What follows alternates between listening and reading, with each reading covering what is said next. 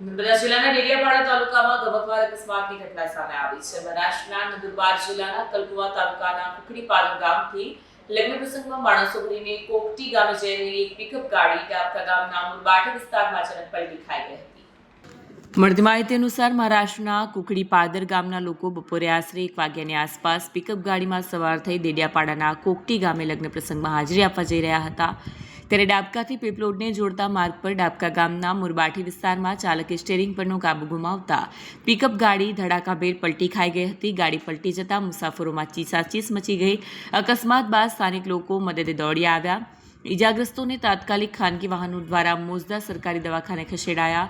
ઉલ્લેખનીય છે કે આ માર્ગ નર્મદા જિલ્લાના જાણીતા પ્રવાસન સ્થળો જેવા કે કોકમ, ચુલિયા હનુમાન મંદિર, નિનાઈ ધોધ અને સુપ્રસિદ્ધ દેવમોગરા માતાજીના મંદિરને જોડતો મુખ્ય રસ્તો છે।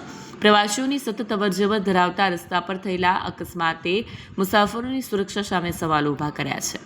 વિડીયો જર્નાલિસ્ટ સર્જન વસાવા સાથે સેટા ટીવી ન્યૂઝ, ડેડિયાપાડા।